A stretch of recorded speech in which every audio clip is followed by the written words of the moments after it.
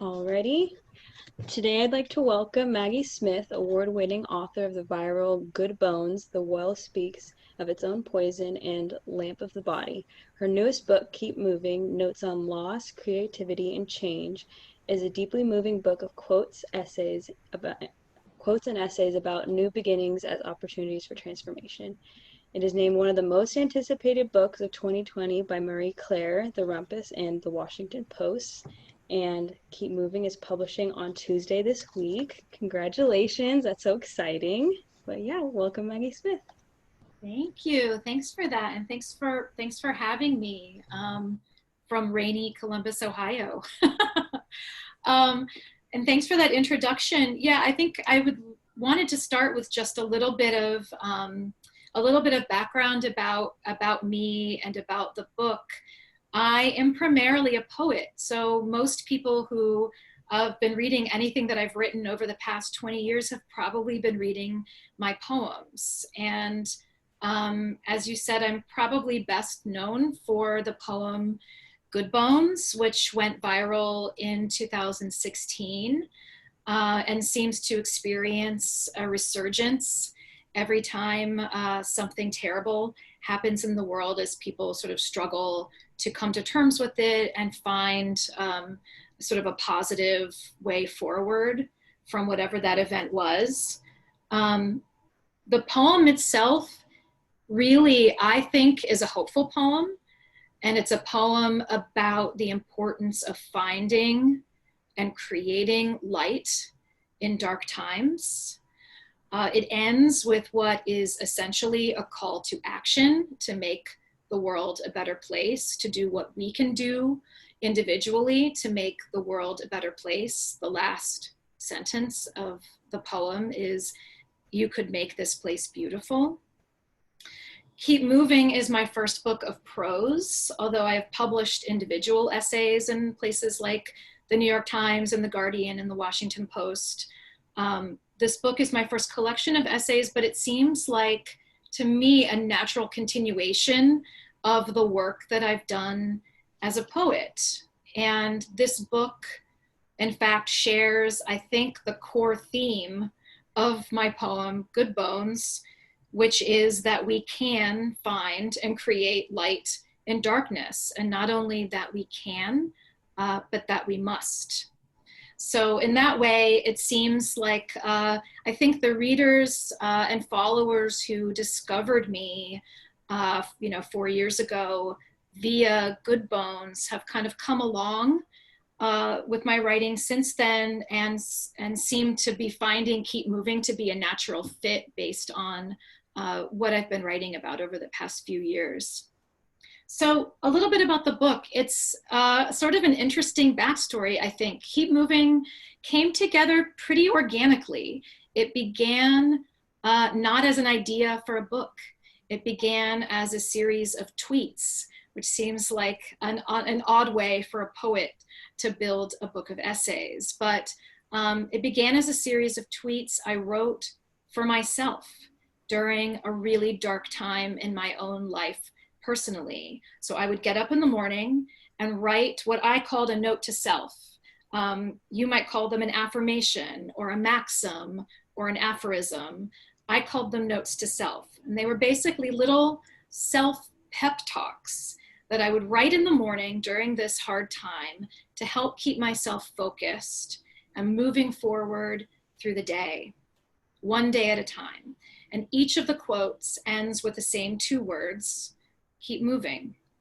So I thought maybe I'd read a few from the book just to give you a sense of the spirit and the voice of the quotes. Focus on who you are and what you've built, not who you'd planned on being and what you'd expected to have. Trust that the present moment, however difficult, however different from what you'd imagined, has something to teach you. Keep moving.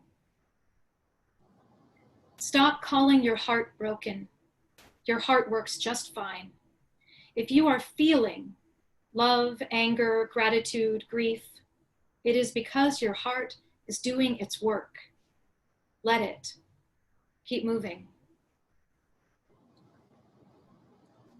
Do not turn away joy, even if it arrives at an inconvenient time, even if you think you should be grieving, even if you think it's too soon. Joy is always on time. Keep moving. Maybe I'll read one more. Trust future you to handle some of what present you is grappling with. Future you will know more and hurt less. Remember that they're out there, arms empty, waiting to carry what you hand them. Keep moving. So I would get up in the morning, usually before having my coffee, sometimes even before getting out of bed, and write something that would fit on Twitter to help myself get through the day. And as I pep talked myself each day and was vulnerable in front of thousands of people, a couple of unexpected things happened. One was that this daily practice actually worked for me.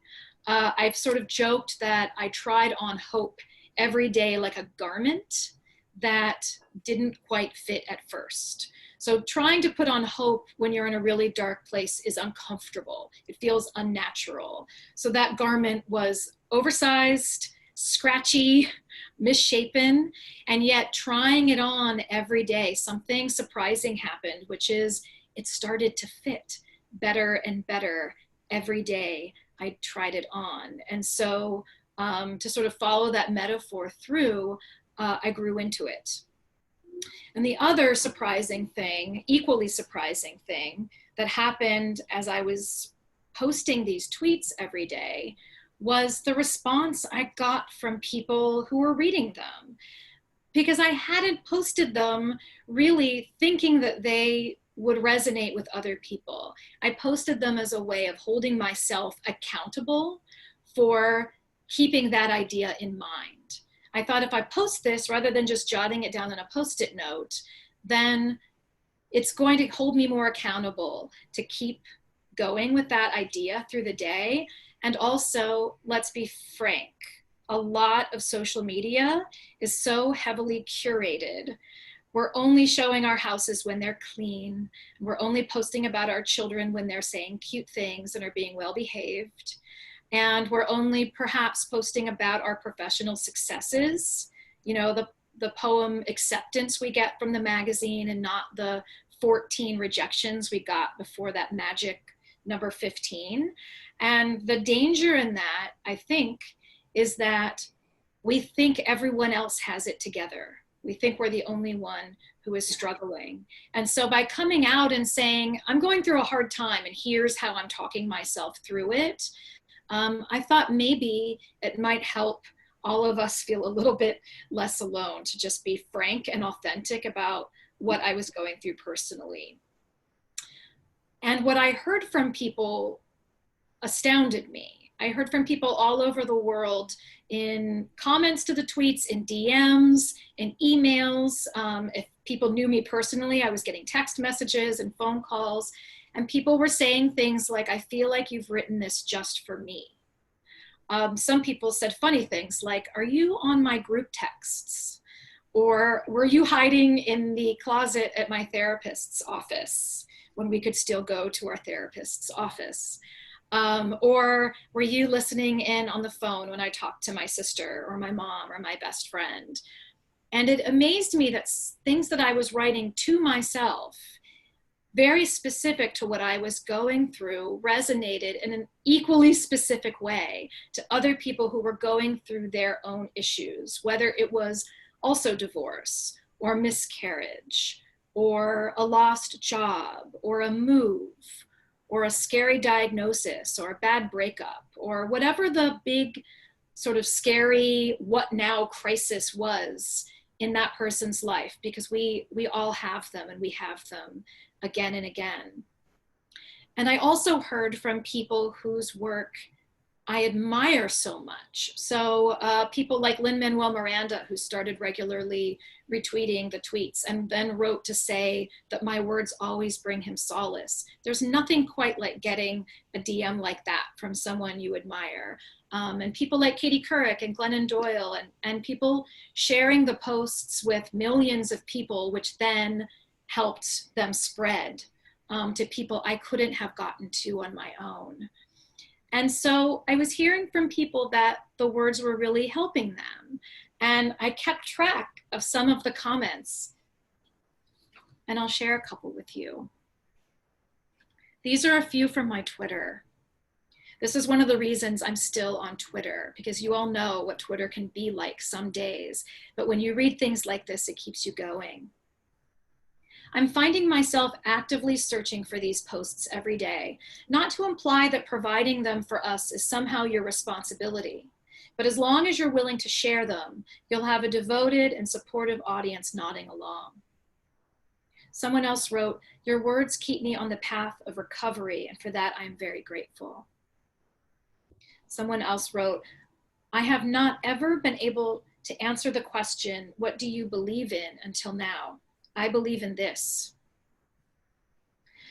And someone said, as someone said to another one of these posts, "I really hope that you keep them and publish them as a book for coping with grief and loss, because this stuff is hard. This stuff is essential. And your words, rooted in your experience, are a priceless guide through this dark." That's where the idea for the book came from. So I hadn't thought I was going to be writing a book. I thought I would be posting every day a note to self to keep myself going through a hard time, to sort of keep trying on hope until it fit like a glove, until I personally didn't need it anymore. And what I found in doing this every day was not only was it helping me, but at a time when I felt really alone, I realized I wasn't, that there was some sort of community being built from these posts. And they asked again and again for a book. Some people on Instagram would do calligraphy and post this beautiful picture of my words, but in their gorgeous handwriting that looks nothing like anything I could write myself. Or people would do needlepoint and post a picture of like embroidery that had part of the post with "keep moving" and like a picture of a little bird or a little sunshine. People were screen grabbing them and sending them to people. And what it really came down to was wanting them to be someplace that was shareable and giftable and keepable, for lack of a better word, instead of just living in the ether of the internet. And so that's what we've made. We've made a book. This is my flagged, sort of dog-eared reading copy, but it's a beautiful thing that you can give to a neighbor or a friend or your sister or your brother-in-law when they're having a hard time, or keep on a bedside table and read sort of like poetry. If you want to read it all the way through in one sitting, you can, or you can sort of snack on it and read it a quote at a time, and sort of keeping with the daily practice, or an essay at a time, and keeping with that sort of piecemeal quality, depending on your attention span. I know mine is a little bit, I'm struggling with that these days for sure. So the book itself is a collection of 6 personal essays on fear and courage and loss and resilience, and really what to do when you look around and the life you're living isn't what you thought it would be. The essays themselves are interwoven with these beautifully designed quote pages. I can kind of show you if you're on video. The US edition is color on the inside. So the quote pages are this beautiful kind of aqua, pool blue, and black and white. And those are leafed in with the 6 essays. At its core, I would say this book is about seeing endings as new beginnings. The way I like to see it is when something sort of burns to the ground, you're missing that thing. You're grieving the loss of the thing that's not standing in that space anymore, but also a space has been created. And now it's up to us to look at that space and decide what gets to go there next.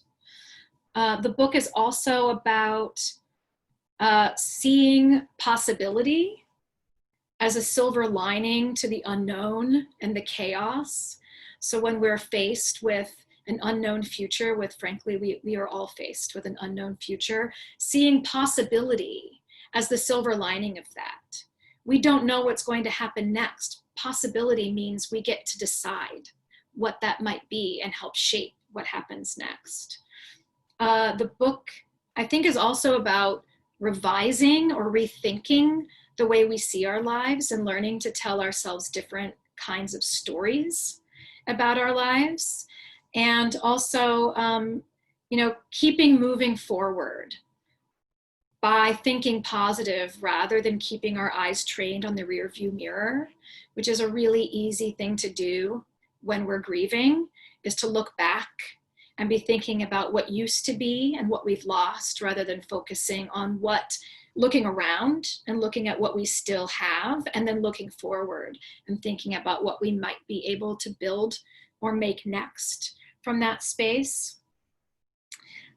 So I wrote what I think is a literary self-help book as a poet, which is not something I had expected to write.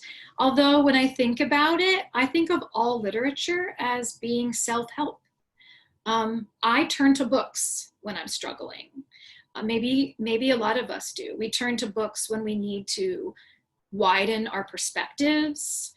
Maybe when we need to think about how elastic our lives are and what is possible in a human life if we start to get too myopic about what we think our lives are going to be. I look to books. So it's self-help in a sense, but it's literature in another sense. I think the book is timeless in the sense that change is the one constant that we have in this life. If it's not one thing, it will be something else that changes. That's the one thing that we can count on. But I also think it's timely for this year. I wrote Keep Moving during the most difficult year of my life, I think it's safe to say. And it's being released during a year that's really difficult for all of us, personally and collectively. So, right now we're all in a space where the lives we lived last year aren't the lives we're living now. And we don't know what our lives will look like in 6 months, or what school for our kids will look like in 6 months or in a year. We're all in that sort of unknown, liminal, uncomfortable space. And often that can be a dark space. And we really need in this moment, I think, to believe in our own resilience and in our own capacity to make the future better than the present moment. And so, as strange as it is to be releasing a book right now and to be sort of living life on screens and on Zoom, it feels like the just right moment for this book to be in the world. So I'm very glad that it will be out this week. My hope for the book is that it will reassure and renew and inspire and maybe empower readers this year when we all need those things. So I thought maybe before we open it up to questions, I would read a portion of the last essay in the book, because writer me probably does a better job of talking about these things than talking me. The last essay in the book is called Nesters, and I'll read some excerpts from it. When my daughter was in preschool, she wanted to know everything about the world. At ages 3 and 4, she used every short drive to the post office, the library, or the grocery store to ask me big questions from her car seat behind me. What is the earth for? What is the future? What is the past? Where was I before I was in your belly? I could almost hear her mind whirring, unable to shut itself down. I had an old MacBook that did that until it burned my lap. Some nights she couldn't turn the thoughts off. I remember those difficult tuck-ins. I told her, thoughts are like birds. Some just fly away, but others nest. Our thoughts are nesters. They don't want to leave us, and they make themselves right at home. I knew what she must have been picturing, winged thoughts gathering twigs and ribbons, and even, because we'd seen it once, scraps of plastic grocery bags. Winged thoughts weaving a home for themselves in her skull. I told her the truth as I knew it, that her head is such a beautiful place to live, more beautiful than any sycamore, maple, or oak, that no wonder nothing wants to leave her. Nothing and no one, least of all me. I come from a long line of women whose thoughts nest and stay. I hadn't thought about it this way until having children of my own and seeing myself in them. Parenting is like holding up a funhouse mirror. You see some of your best in your children, but you also see some of the rougher parts, exaggerated. I see my own worry, its face huge and distorted. After my ex-husband moved out of the house, my son regressed. He expressed his sadness and anxiety as anger during the day and as fear at night. This child, who had never needed a nightlight, was suddenly terrified to be left alone in his bedroom. I'd lie with him and try to fill him up with good thoughts. Pancakes for breakfast on Saturday and gym tomorrow at school. Ice cream from that little shop at Holden Beach, beaches and cream. And hikes and old man's cave. He'd say, I'm trying to think the good thoughts, but the bad thoughts always push them out of the way. I understood the power of bad thoughts. For most of my life, even as a child, I used pessimism as self-protection. My thinking was this: if I expect the worst and the worst doesn't happen, I'll be pleasantly surprised. But if I expect the worst and the worst happens, not only will I be prepared, but I will have been right. I so love being right. I even thought that optimism was at odds with intelligence.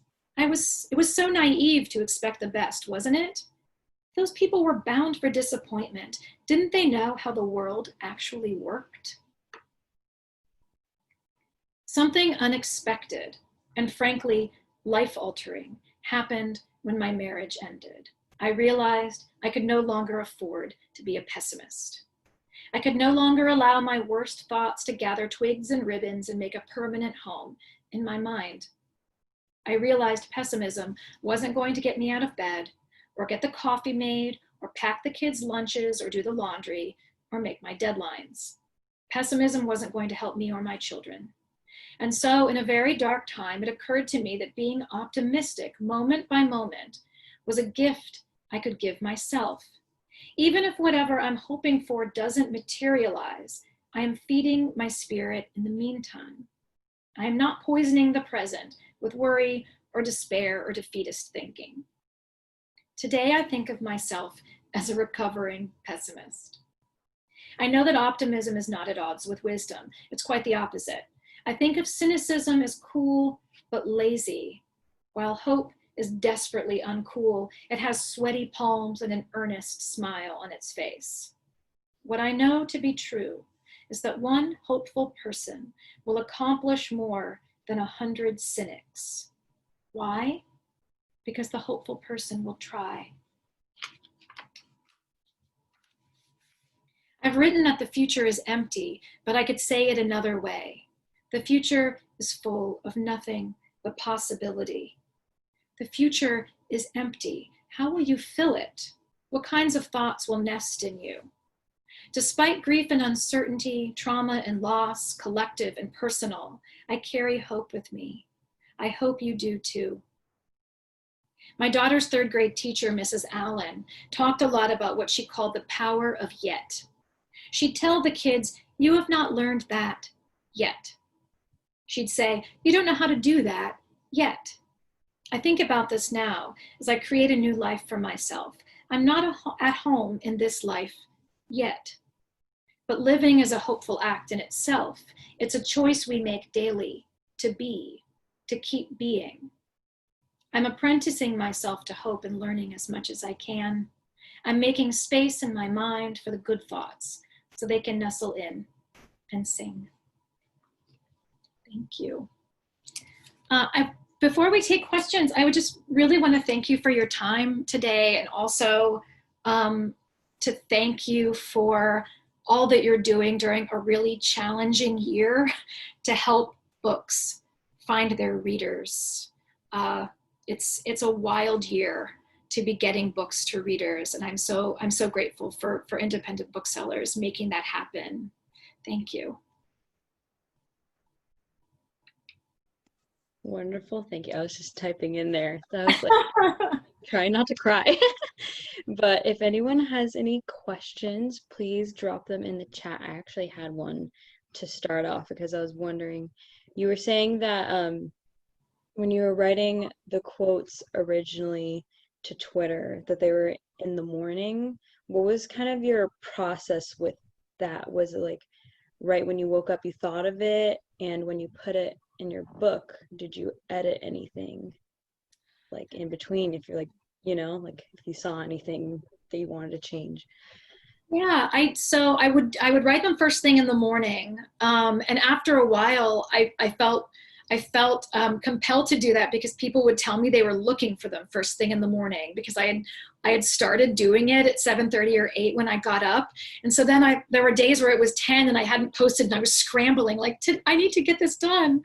Yeah, most of the time I didn't revise them heavily in the moment because they were tweets, they weren't poems. So my process with writing a poem is very different. I mean, I might go through 20 iterations and anywhere from 2 months to 7 years to finish a poem.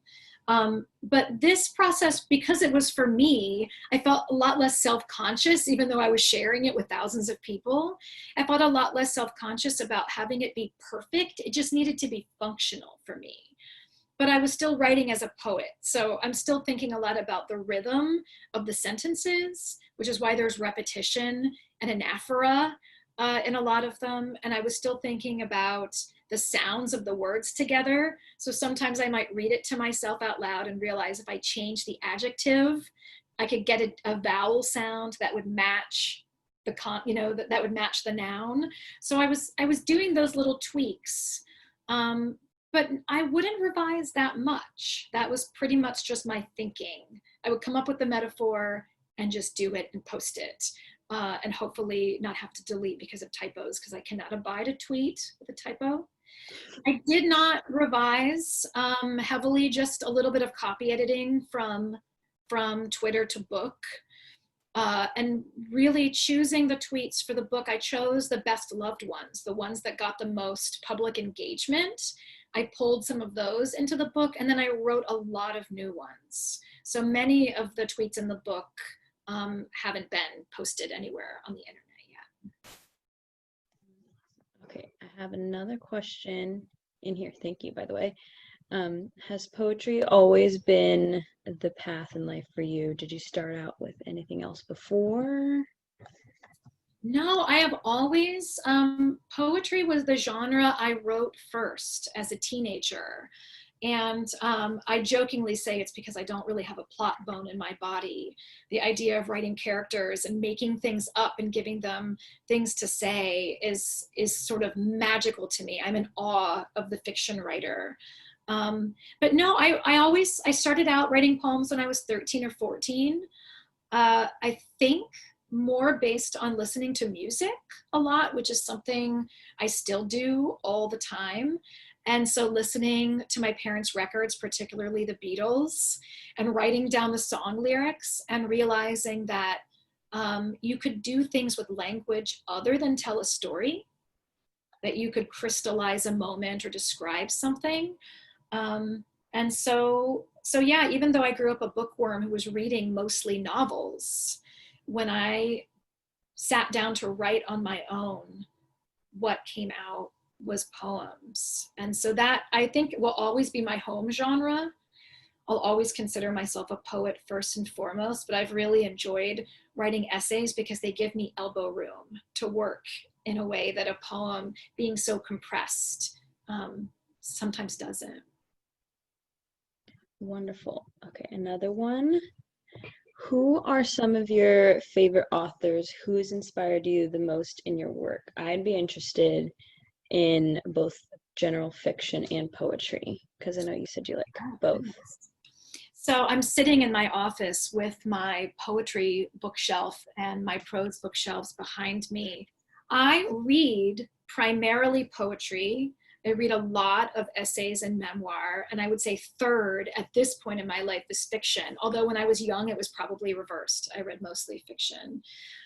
Some of my favorite authors would be Louise Glick, Deborah Levy, Rita Dove, Mark Strand, Cheryl Strayed, John Keats. um, really, anything I can get my hands on.